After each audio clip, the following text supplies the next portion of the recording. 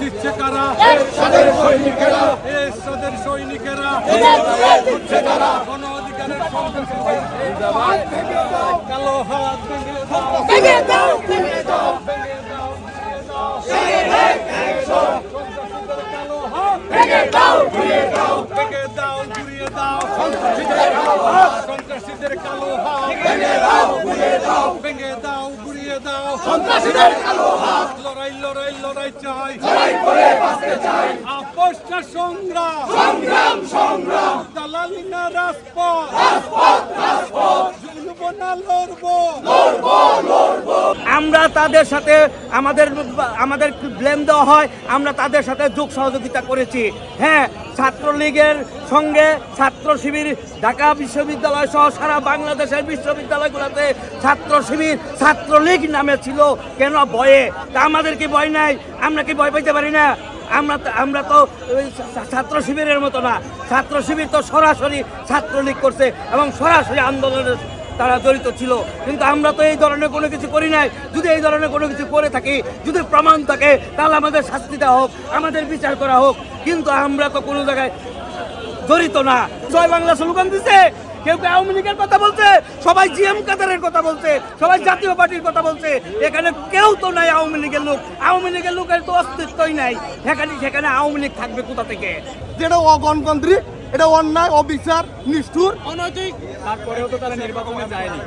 নির্বাচনটা ভাই আমরাও ঠিকভাবে জানি। তার কারণ হলে জিএম কাদের যখন নির্বাচন যেতে চায় না, তখন ওই আনিসুল, রুহুল এরাই তো মনে করেন যে শেখ হাসিনার সাথে আঘাত করে মনে ভোটে গেছিল, সেই জন্য তারা দালাল তারা বাদ দিছে। এখানে আমাদের প্রতিটি জেলার থেকে কম বেশি লোক আসছে, আসার পরে কর্মী সমাবেশ সুন্দরভাবে সুষ্ঠুভাবে হচ্ছে। অনেকজন প্রেসিডেন্ট সদস্য সুন্দরভাবে বক্তব্য দিয়েছেন, কিন্তু তারপরে দেখলাম আমাদের গাইবান্ধা জেলার কৃতি সন্তান সাবেক এমপি যেমন আব্দুর রশিদ সরকার যখন বক্তব্য দেওয়া শুরু করছিল, তখন পুলিশ গরম পানি নিক্ষেপ করে, সাউন্ড গ্রেনেড নিক্ষেপ করে এবং সাউন্ড গ্রেনেড নিক্ষেপ করে অনুষ্ঠানটা সুন্দর একটা শান্তিপূর্ণ অনুষ্ঠানটাকে ছত্র বিচ্ছদ করে দিল। যে কারণে ওরা পুলিশ প্রশাসনকে আমি কি বলবো, ইউনূস সরকারের পেট্রোল বাহিনী তারা আমাদের যখন দেশে কর্মী সভা মহাসমাবেশে রূপান্তরিত হয়েছে, বাংলার মানুষ জিএম কাদেরের নেতৃত্বে ঐক্যবদ্ধ হচ্ছে। আগামী ফেব্রুয়ারি নির্বাচনে 170 আসনে জাতীয় পার্টি নির্বাচিত হবে। কিন্তু আজকের সেনাপ্রধান আপনি কোথায়? আপনি 5 তারিখ কি বলেছিলেন, আর আজকে এটার প্রমাণ কি দিলেন?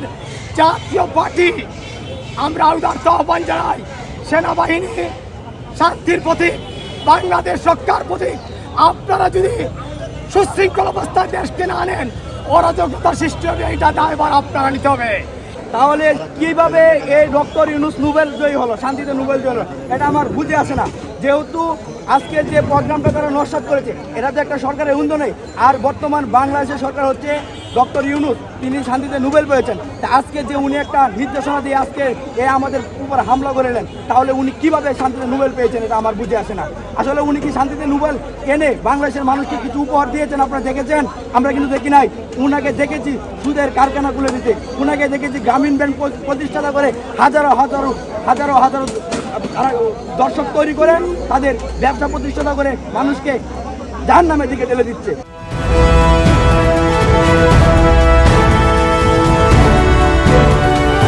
জনতা টিভি, জনগণের আয়না।